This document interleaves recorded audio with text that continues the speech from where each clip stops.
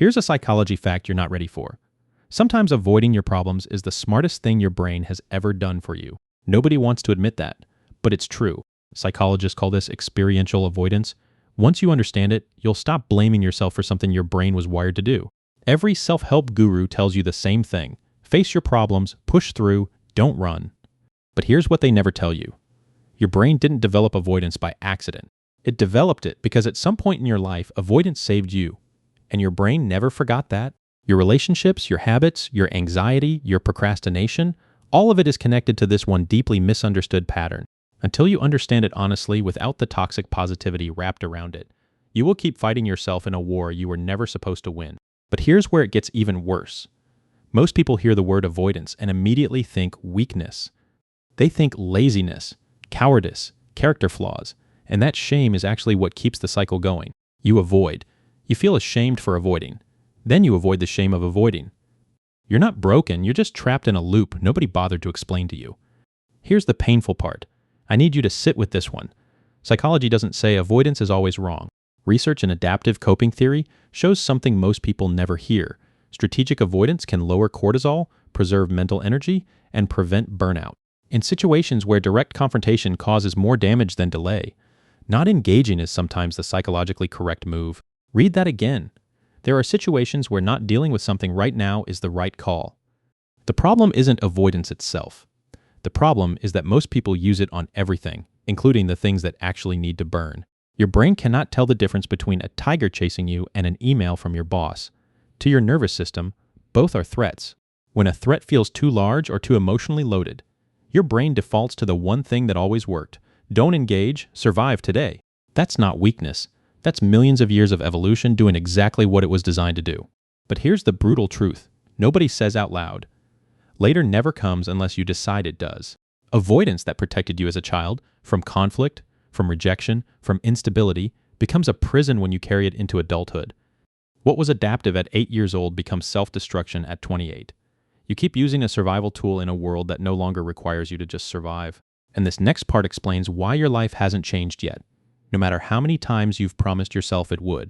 Because the research on avoidance versus confrontation, the answer is not what you've been told.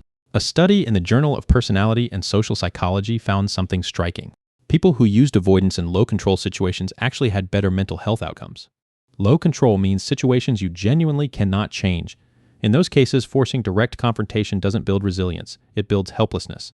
It trains your brain to associate effort with failure, and over time that kills motivation far more than avoidance ever could. But when the situation is within your control, your finances, your health, your relationships, avoidance stops being protective and starts being corrosive. Every day you don't open that bill, have that conversation, make that appointment, your brain registers it as a small defeat, a tiny confirmation that you can't handle your own life, and those tiny defeats stack.